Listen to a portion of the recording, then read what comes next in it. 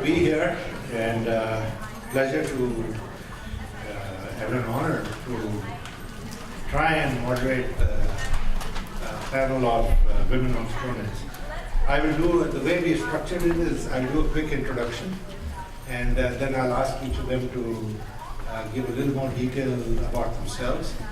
And then I have a set of questions that I'm going to ask them that I hope answers most of the questions that you would have in the audience. But after that, we'd be very happy to take questions from the audience. So let me start the introductions alphabetically. Anu Acharya is sitting in the middle. Anu, as you've seen on the board, is the CEO of a startup in India called Map My Genome, and was a co-founder of Osimum Biosolutions that I think is 20 years old. It's one of the pioneering companies in that area in India. She's an alumnus of IIT Kharagpur, and she has more awards than I thought anyone can get. So I will get her to talk about them, and I'm sure her bio is up on the website. I've known her for a long time, and in fact, at this time I'm chairman of a new company, Map My Genome. So if any of you want your genome patri, she's got the kids. Next is Geeta. Geeta is the CEO of, founder and CEO of Luminex, which is an enterprise applications company for mobile apps. Geeta does a lot of work for her community, and maybe she'll talk to you about her political ambitions, so stick close to her. She's going to be an important person one day. And last but not least is Sakina, and Sakina is co-founder, was a co-founder of Campfire Lab, which was sold to Groupon, and she is with Groupon now. Has a very interesting background in Yahoo and Google, and I'm quite honored to have her with us today. Please.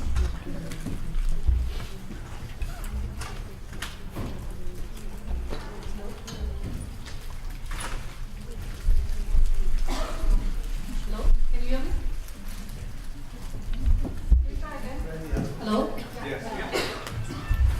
Yeah, good evening. I'm Anu Acharya, founder and CEO of Map My Genome, the company that makes the genome patri that Arjun just did the sales pitch for. So this is a company where we are trying to get people to be proactive about their health by understanding their genetic predisposition and also their health history. And so we do that with a little bit of your saliva or blood, whichever you're willing to part with.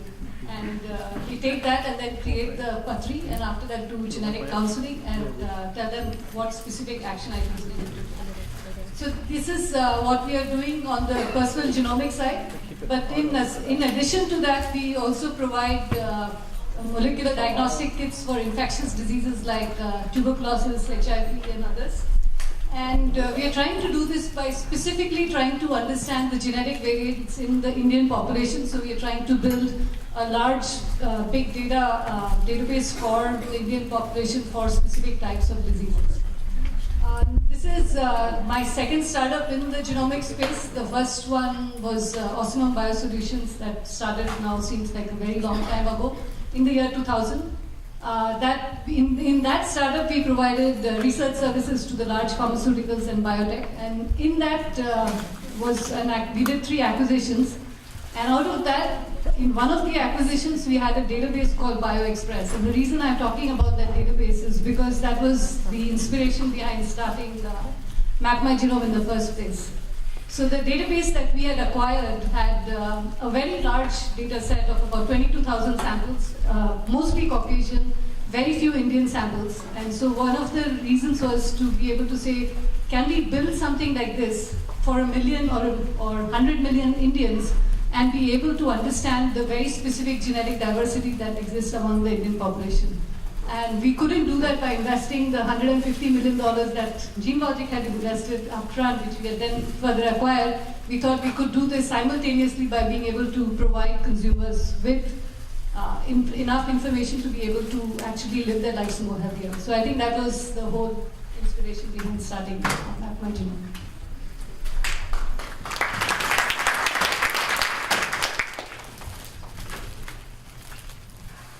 Can you guys hear me? Yes. Yeah. Okay, perfect. Thanks everyone. Hopefully you're not falling asleep by now. It's late in the day. My name is Geeta Vallabhaneni and I'm the co-founder and CEO of Luminix Inc. By way of background, I have a chemical engineering degree and then I have a master's in computer science. And I worked at Sun Microsystems for about 8 years. And I was working on the Solaris kernel and the compiler backend stuff. So day in, day out, I was dealing with Spark assembly code and all of that. And it was fantastic. And I always like to say this just so you understand the journey of an entrepreneur, right? It's not a set path. You don't set out from the beginning thinking that I'm going to do this at one point. You just keep your mind open. So when I graduated from high school, I applied to be, there was fighter pilot program with the Indian Army. It was the first one to allow Indian women to be a fighter pilot. So I wanted to be that, and then my family sat me down and talked sense into me. And then my second choice was to be an investigative journalist because I was blown away, like that romantic notion about going to places where nobody goes and finding out facts about that. Then again, I got another talking to, and the third thing that was really natural to me was mathematics, so I ended up doing engineering.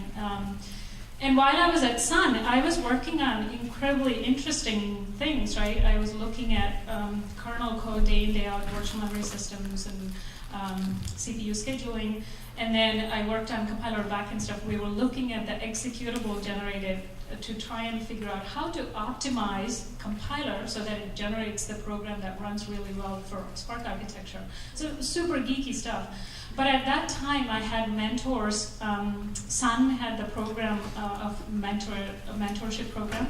So I was assigned mentors from various business units. And all of them said, it's rare that somebody who can be technically smart and also have good communication skills, so you should really explore that side of your strength. So I got into sales engineering, and once I started selling, you then learn how to walk into a room and talk to customers and really listen to their problems and understand how to sell the solution. So doing all of this, I worked for 3 different smaller companies, all enterprise software. I mean, throughout my career, that's what I've done. And then you eventually, that bug sort of gets to you, right? I also want to be able to do this, start a company from the ground up and take it from the stage of idea to really generating a product and closing a customer. But I have to, and I also do this quite often, talking to other entrepreneurs, and I mentor and I talk at events.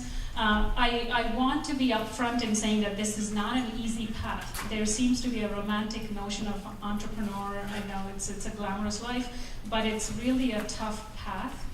So with my company, we bootstrapped it, no outside money, and it took us, our blood and sweat to get the product out the door, and we have now, it's incredible, right? This is why you do over and over the startups. The lows are really hard, but the moment we have Kraft Foods, Baxter Healthcare, Heineken, ING, these are big names. And when you sign that contract, it can be incredibly addictive, right? So that's why you do what you do. But also, there is a chance 9 out of 10 companies fail. So just be ready. Failure is also an option. Ask yourself, am I okay with that? I spent 5-7 years of my life. Can I still count this as growth, right? So if you are, then go ahead, do it. So that's my journey, right? I still do. I still have a lot of passions outside of work. Like I was telling them about how I'm involved with leadership groups, and I run, I read, and I do movie stuff. And so always keep your life and options open. You never know where the journey takes you.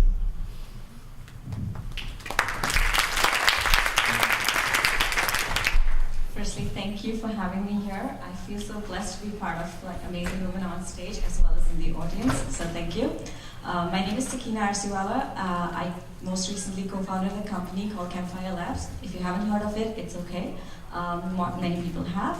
We built a product and we got acquired by Groupon just when we were still very young.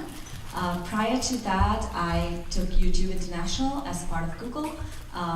I joined Google early 2005 and was the lead product manager on Google Search internationally. So that's my background. I have an engineering degree and a master's in computer science. Yeah, that's kind of summarizes me in a nutshell. I kind of echo a lot of the sentiments that they just spoke about with regards to entrepreneurship. My partner normally says this, you know, entrepreneurship is a journey of high highs and low lows. The only way to succeed is you can do high lows and low highs. So that's kind of, those are the words that come to my mind right now. With that, I'm going to hand it back to Arjun.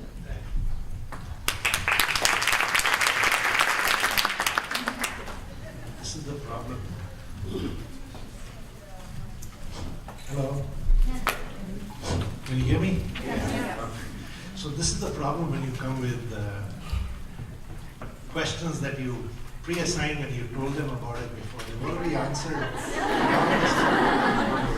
Ask them. So I'm going to have to ad-lib this a little bit. So let's start with, you know, a perspective about being a woman, about being different, and how do you tackle those predisposed notions that you have a role in society, that's a particular role. It's changing, but there's still a lot of that subconscious thinking that there's a role you have to play, and entrepreneurship or being an entrepreneur is not necessarily fits with that kind of thinking or that role.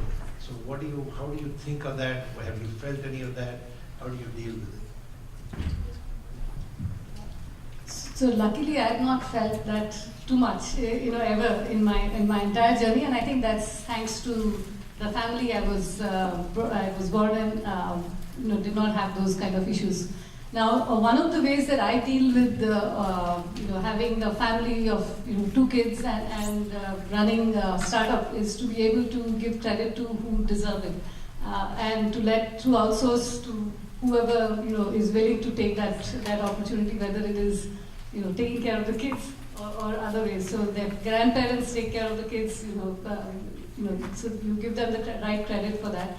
And I think, it's about being able to prioritize your life and be able to move on with that. So luckily, I don't suffer from any guilt of any kind. And I think that makes it easier for me. So other than that, I don't think I've really thought too much about it as being a woman, but clearly being an entrepreneur is what I enjoy, and enjoy the high lows, low highs, whatever you call it.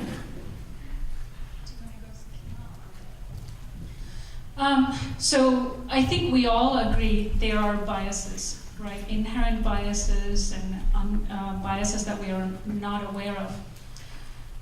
And there is a certain advantage to being blind to those biases. I think you just described it, right? So I walk into a room, the fact that I'm a woman and I'm an Indian woman, it's just one part of my identity, right? And even to my own self, if I think about it, what I do, I'm an incredibly curious person, and I read a lot, and I have a perspective about life and the world that doesn't even start to come into picture when you look at me. So I'm incredibly aware of that. So I walk into a room, and I sort of not act, but it's like inherent that I belong there. And power doesn't scare me. You have to earn my respect by being a good human being. So if you take these as ground rules, I think it sort of, and I will also talk about how I dealt with the situations where I was experiencing directly some of this stuff. So that's my general mode of operation. I walk into a room and I belong. And if you have a problem with that, I deal with it 2 ways. One is, how prominent are you in my life, in my business? If you are, then I'm going to try to work with you. If you're not, I'm going to just count you as someone who's just beyond help, and next generation will be better, right? So, And I'll give you two instances of where it was so clear. So I was working on the compiler stuff, and when Frontline takes the call and they can't solve it, by the time they came to me, the customer was already bounced around 3 or 4 times. So I was like close to the developer team. I have to work with them in order to truly understand and solve the problem.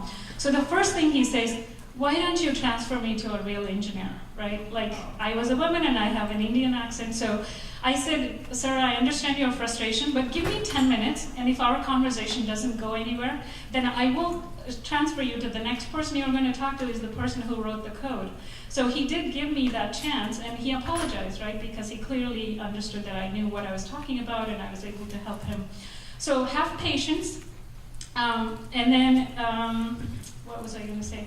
Yeah, that's one example, but I think you have to have a bigger heart and don't take things personally. That's something I think Paulette said. That was really true to me too. If you are in a situation where they're arguing about what you said, always step back and observe it and take it as arguing ideas, not people.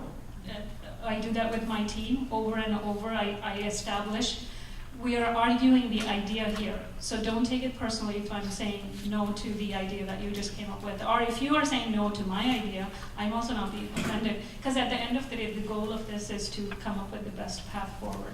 So that's my approach. I mean, they've covered a lot of ground here, but my perspective has been, I think I've tried to spend a lot of my life trying to not be the woman engineer, not like get focused on that fact that, I just want to be an engineer, I just want to be a product person, I just want to be a founder.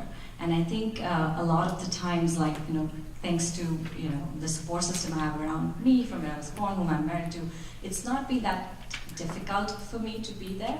But what happens is that in terms of when you're being evaluated or when you're put into new areas, whether you're VC fundraising or you're meeting people, I mean, there is inherent bias. So recognizing that it's there rather than pretending or just bullying through it, which is generally my modus operandi, is not really very helpful in where situations I've encountered. I also think that just having being really well prepared. And if you are, like most arguments you can win, and then gender becomes just one of the things. Making things about the idea, making things about the company, making things about the value that you bring to the table takes a lot of the bias in, inherent, explicit, implicit bias out of the equation. And that's something that's, helped me a fair amount as through my journeys at Google, YouTube, and everywhere I've been even doing my own company. So that would be one thing that I think is the way I handle if I encounter it. So I'll tell one small story, and this has happened to me multiple times. So the general perception, because I use the name Anu Acharya, most people assume I'm a man, not a woman, right?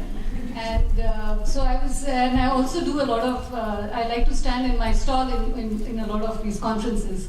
So about 6-7 years ago, when I was much younger then, I was standing in a stall trying to sell, some of the awesome products that we had. And my habit is in general to hand out a lot of business cards. So one gentleman comes in, starts talking, and then starts making conversation, and then says, "You know what? I know your boss, your big boss, Anu Acharya." I have met him many times before. Then I smiled, I talked to him for a little bit longer, and then finally I gave another card of mine and said, "Good to meet you again."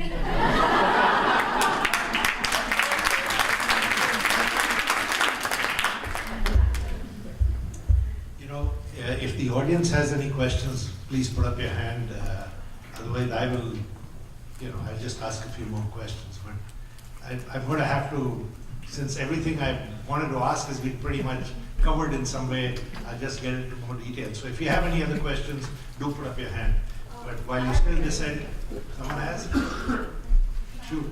Can you also talk about how you actually have been raising money as part of your startup? Well, I said we bootstrapped the company, so we didn't raise money, and that was a conscious decision. The reason being, this is my first time around starting the company, and we are an enterprise software company. And we started out with bigger ideas, bigger architecture, and then we said, you know what, let's start small, and let's put out a product, and let's make money and prove ourselves, so that people would want to give us money. So that was a conscious decision, and it worked out in our case, but probably doesn't work for everyone.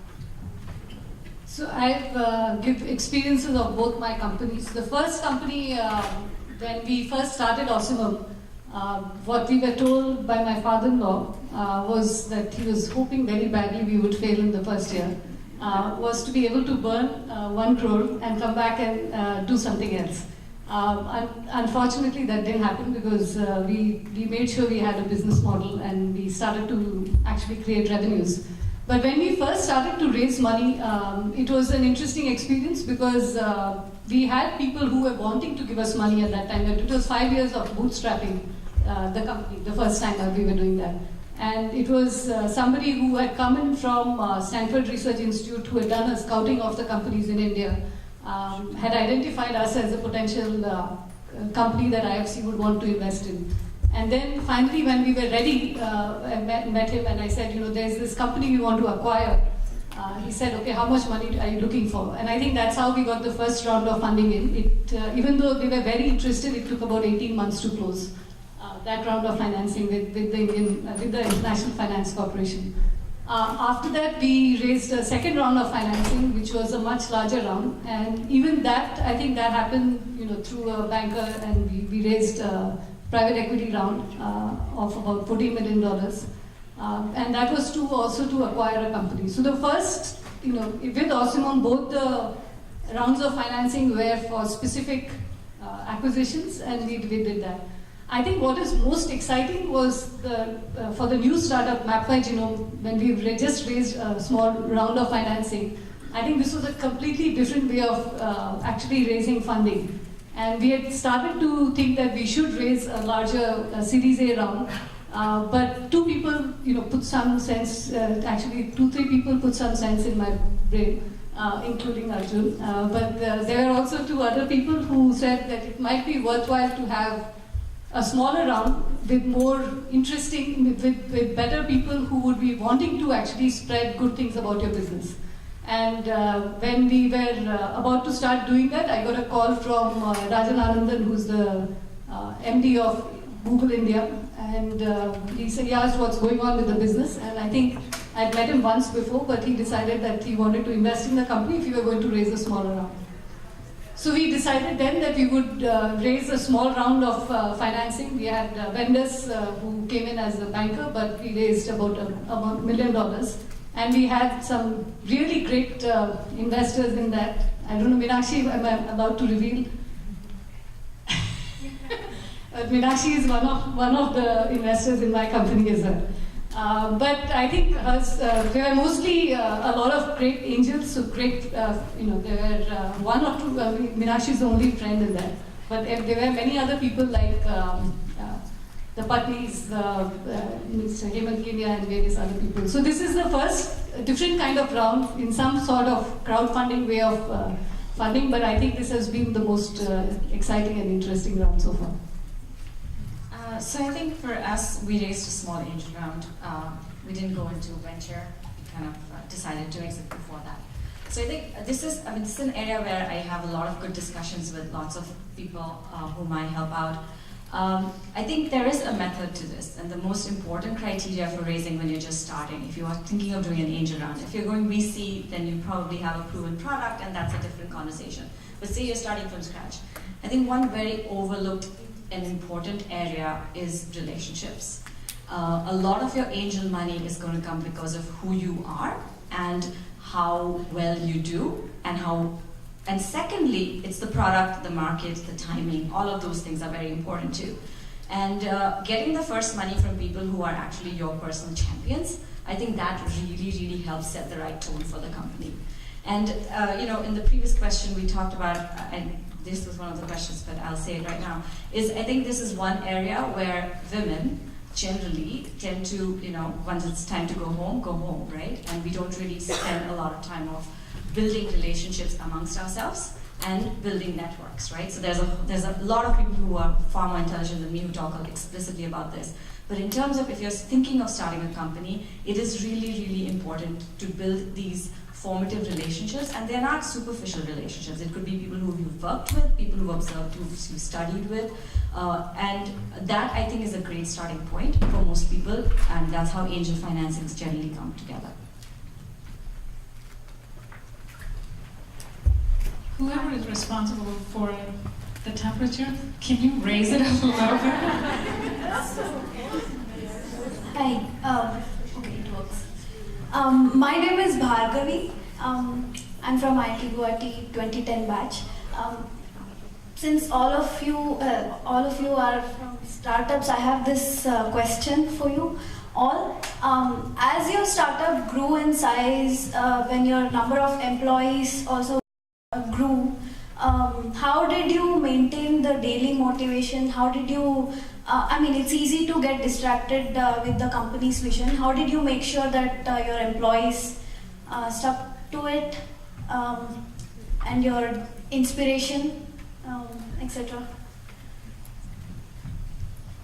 So, so Osama went through about a 15-year journey, and the first, I guess, I keep calling it 3 different avatars of the company. So the first 5 years were like trying to prove a business model, trying to say that, we can do something in this bioinformatics and genomic space that nobody else can do. So it was a very different kind of a journey, and it was very easy because the team was very, very small.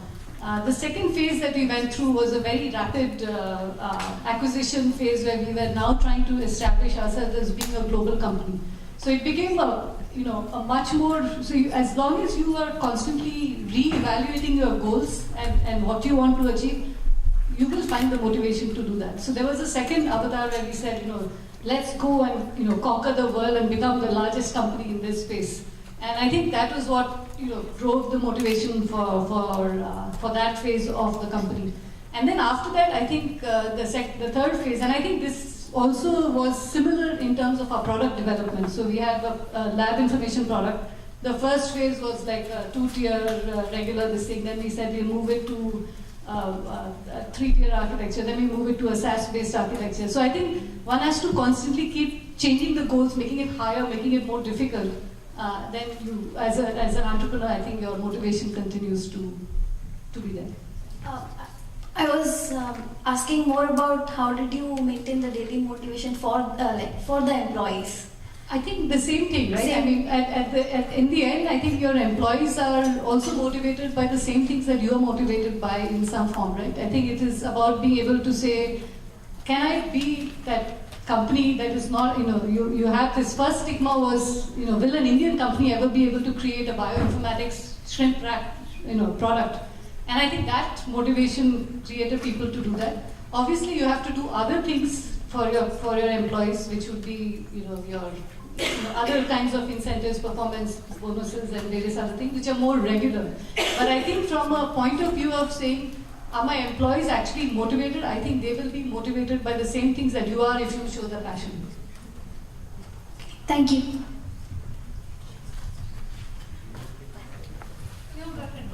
Let me try and take a shot at it, because I think that question applies to any entrepreneur or any company that's growing, not just to women entrepreneurs. As you grow the company, 2 things happen. That your founding group or the starting group, some of them don't scale with the company. And so you have to recruit people from outside who may come in at a position above people who've been with you when you started the company. And I think as the person in charge, if you're the founder, CEO, or whatever role you're playing at a CX level, you have to find a way. First thing is your job changes and you spend more time on people-related issues than you do on product, company, the other issues. What you have to do, and this is very important, you have to find a balance between friendship and reporting. So you can be friends and you can have a reporting relationship. It's a fairly difficult thing to do to get that balance. But if you want to motivate people and keep your old team and your new team integrated and motivated, you have to find a way of doing that. And it's very important as you grow the company. You know, I've seen a company grow from 6 people to now 100,000 people. At some stage you lose contact with everyone because you don't know 100,000 people.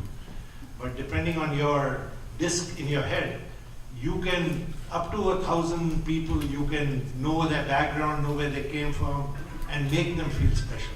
After that, it's the structure, the organization, and stuff like that. So different people, some people can take it to 2,000-3,000, some can do it at 200-300. But you got to decide where you cut it off at you use your memory for other things rather than remembering which college the guy came from, what his birthday is, all that kind of stuff. Thank you. Hi, my name is Deepna Sarkar and I'm a business development manager at PropelX. So basically, going back to the previous question that was asked, we actually help connect investors to deep technology startups. So we are bringing the two platforms together. But I had a question for you entrepreneurs today is, in your initial years of being an entrepreneur and bringing or raising the baby up, basically, what is, in your opinion, the most important strategy? Is it more important to focus on growth, or is it more important to focus on monetization of your business plan?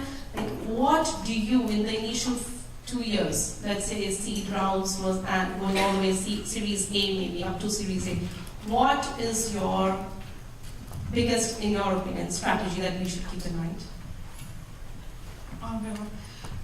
So I work in the enterprise software space. So you have to think about money from day zero. And I'm not a huge consumer software, or I'm not even a huge consumer. If you look at my phone, there's probably one screen worth of applications. So I don't get that space that well. And I also don't understand how companies can operate without ever generating money, right? There's got to be a model. Like, and once you've established that, right, here's you don't have to agree on pricing right away, but you have to like say, this product is going to make money. And that's step number 1. And then step number 2, you have to have a rough idea of business model, because I laugh at, like, you're 3 months into the business and you're trying to make projections for the next 5 years to do a VC presentation. That's just bullshit. I mean, nobody knows what's going to happen with it. But at least have an idea of how you're going to sell this thing, right?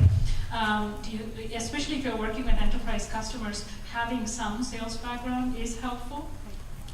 And then after that, I think product becomes the main focus in the beginning. So there's a fantastic book written by this Harvard grad, but he's done companies and he now invests. It's called Heart, Smarts, Guts, and Luck. So as you grow through different phases of the company, this is what really takes over, right? Heart in the beginning, your passion towards the product, getting the product ready, but not forgetting that you have to validate at every step of the way. So make sure you're putting out a good product. And then smartness in terms of how to get that to the market and get the first few customers, especially in enterprise space. The first 3 customers are like the hardest because it's a paradox. Everybody asks, who's your reference customer? It would be you if you sign up. Right? So I think that's the different.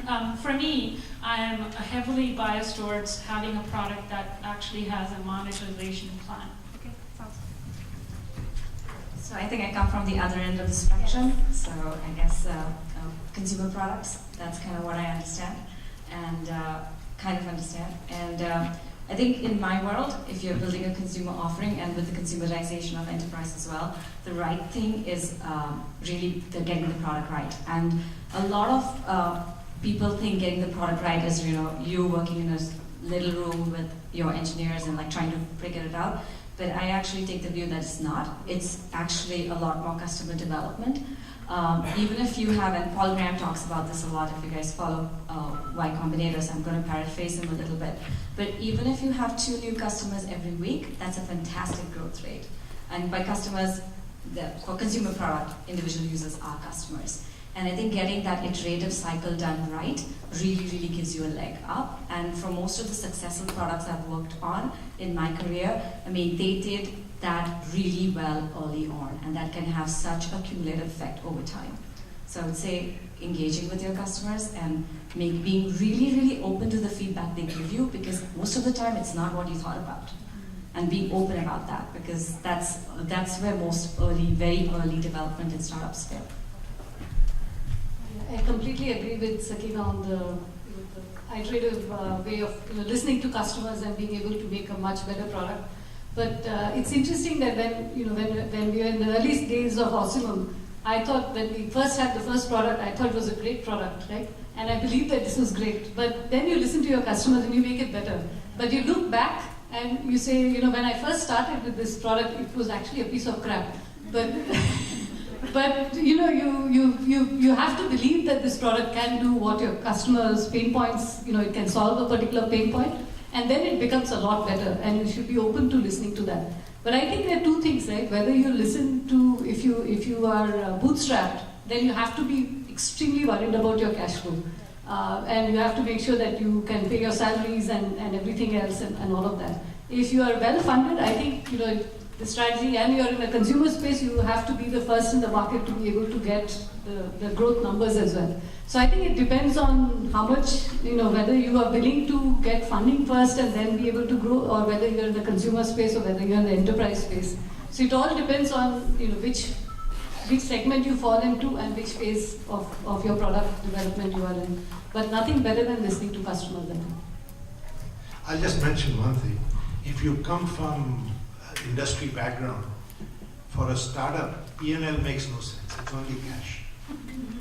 Right? If you are cash positive, you're doing okay. Right? Just remember that. P&L is for the accountants. When you get to a certain size, it becomes important. But remember, cash is king. First 2 years you asked about, just worry about your cash. Thank you. Hi, I'm Sujata. IT Kharagpur, batch of 96, engineer, and I'm also an artist. I'm into a process of starting a startup, taking my art into 3D and going into gaming. So I have a specific question about very early startups. So when you're looking for co-founders, what is more important? Is it the passion in whatever you believe in, or do you put more focus on what skills they bring in to the organization? I would look for someone who has what I don't have. Right? I think it's important to create a team that can do different functions. So when we first started Osmo, we had 3 founders. One brought in the scientific expertise, one brought in the financial expertise, and then I was more the sales and the systems expertise. So I think it is important to bring in those 3 different things, but you should be able to work with that person also. That's the most important thing, by the way. Being able to work with them on a healthy, level is very, very important. I think to add to that, I completely agree. I think having people with differentiated skill sets is almost a requirement, but you have to have a shared value system, right? You can't be completely off in terms of what your expectations out of life are, but having a core of shared value system will help make sure you get to the high highs and low lows pretty easily. Yeah, so just an engineer artist, you've got left brain and right brain. And actually you need both. You need someone who complements the skills you need so that your skills repertoire is complete. And from getting along with them, my solution is, could you marry that person and live with them? Great. If you can, that's the right kind of partner. Because they're going to be with you highs and lows. And when you go through it, the staying low, lots of partnerships break up. Right? Or too much of a high. So you've got to find the right person. My husband was the founder, co-founder. Did you meet him before or after? I met him a long, long time ago in IIT. Hi, my name is Tulsi. I'm from IT Kharagpur. I'm a banker for Citigroup in New York. I guess the only person wearing explains it. I have 2 questions. One, what was the tipping point in your entrepreneurial story? And second, how did it happen? To explain my question, what was that point in time when you decided, enough with your corporate job, you can move on to exciting startup stories? I mean, as exciting as we hear it right now, it's not as easy, I'm sure. And what was that point where you said, okay, enough? And was it a parallel decision where you had a hobby or a part-time something that evolved into something else? And the second is geared towards being a woman. So we always hear stories of Facebook, Uber, and Airbnb where like unemployed men get together, do something, work for free, make millions. In your case, was it an individual idea that you took all the way along, or how did you find those co-founders? Or did you have other help? What was that inspiration?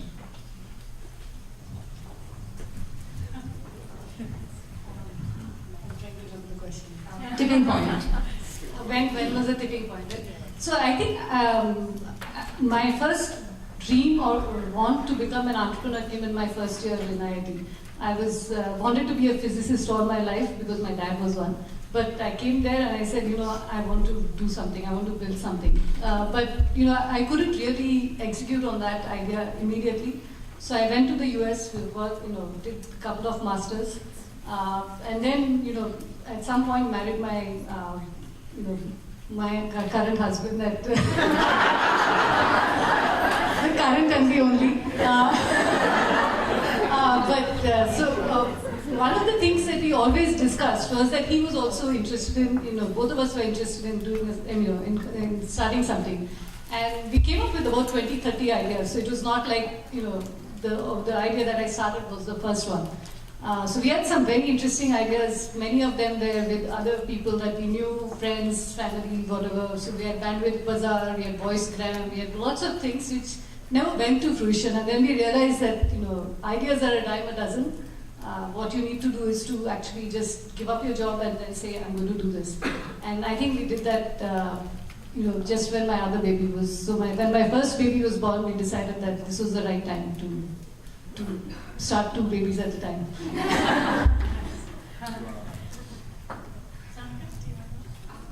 Sure. I think for me, it's a bit of like, I think I've always started on stuff.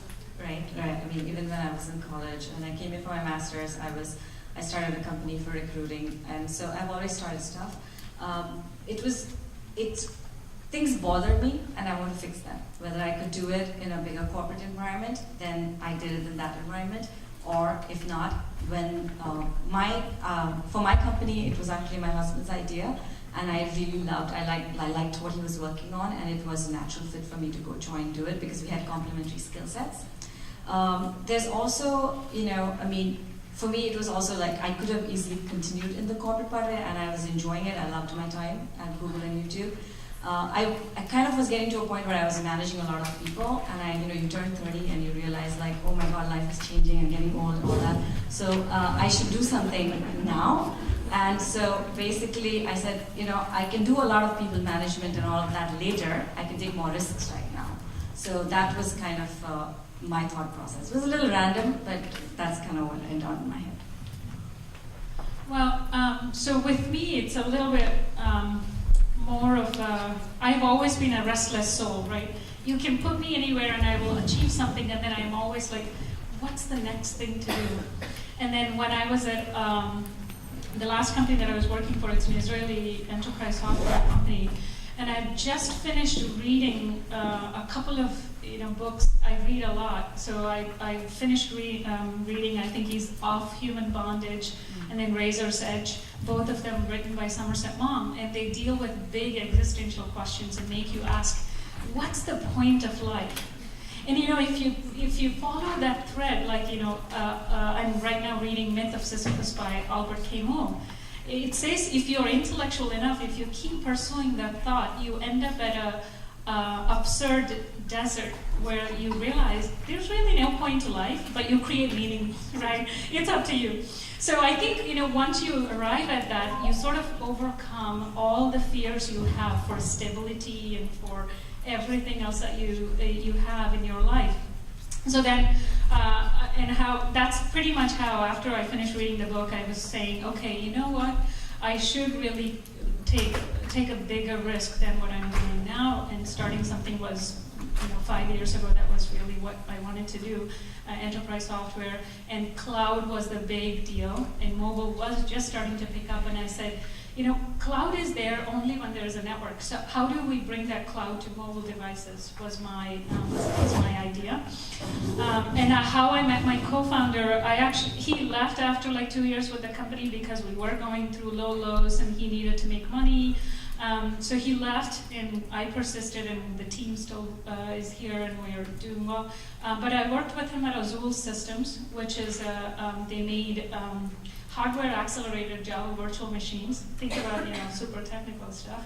And he was one of the engineers, and he's one of the most brilliant guys that I ever worked with. Technically, he would write a piece of software, and it's hard. You would be hard pressed to find a bug in it. So he's that kind of really capable guy and very easy to work with.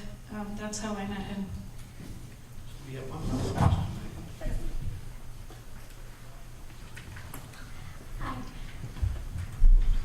Hi, my name is Sheetal. I have a question for you, which is, what keeps you inspired and motivated on a day-to-day basis where you do have to deal with the routine, you do have to deal with mundane tasks? Ideas just come out once in a while and you have some aha moments, but then to really achieve big things, you do have to face a certain amount of regular tasks as well. So I don't think, the regular tasks are part of the fun, right? And I think, I find those also fun. So I don't think I've found, even doing, whether it is getting something done and all this is just a way to be able to get to the bigger goal. So I think the way at least I keep myself inspired is do small things, enjoy the small things. And I think I really love when, I win a game of TT or, or anything else, right? Or, so you have some fun at home or you have to go out with the friends. So those are things that keep you normal. And then you have the bigger goal that you're driving towards. And I think that keeps you inspired for, it keeps you awake at night. So I think, I don't think I've found, the mundane goes with the rest of it, and I think I don't find that, I don't think that stops me. Well, there are days, you have to know this, especially if you were bootstrapping a company, there are days that's hard to get up because things are tough. But you still have that, I can only describe it as like a fire inside of you that keeps you going. And I think passionate people that start companies have that inherently. So it's sort of like a self-motivating thing. But also the fact that there are other people on your team that are that signed up because of you, you recruited them. It's a huge motivator for you and to keep motivating them.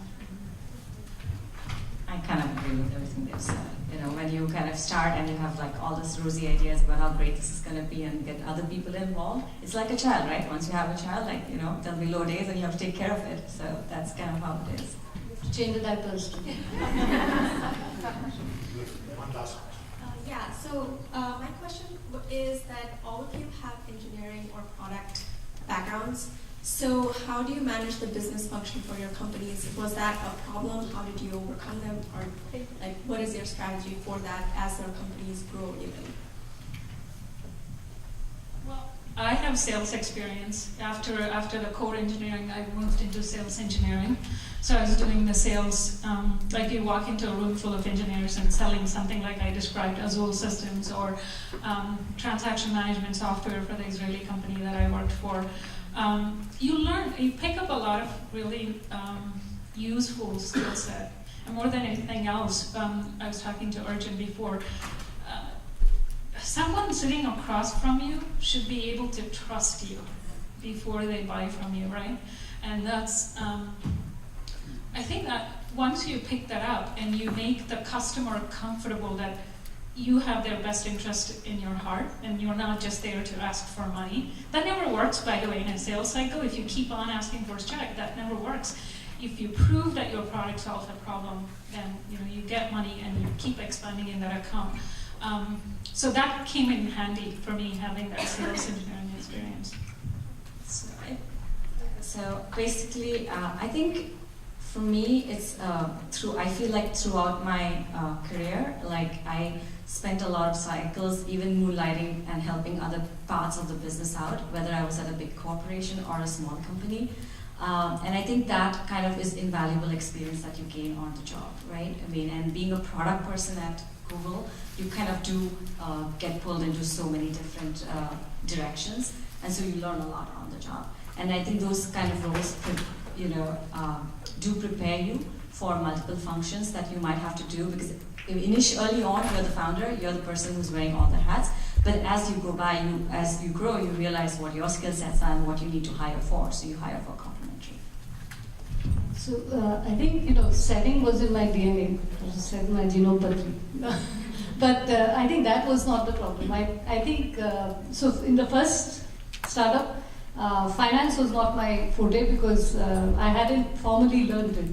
I did take a couple of courses in finance and accounting in my when I was doing a master's. Because I did get one master's from the business school, but I don't think that was enough. So I think the majority of the work came from the co-founder, and after that, I think I think over 15 years you learn on the job. So you do pick up some of those things. So I'll just take an attempt at it. See, as an engineer, you're taught problem solving.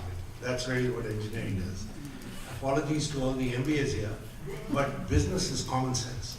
So just use common sense and problem